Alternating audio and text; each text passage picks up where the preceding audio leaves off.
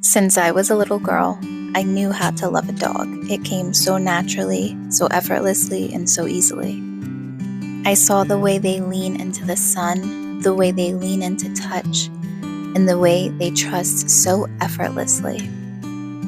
It was love for a dog that opened my eyes to recognize the same look in every animal and every being I have ever met or witnessed. This is why I'll never be able to love one but eat another again.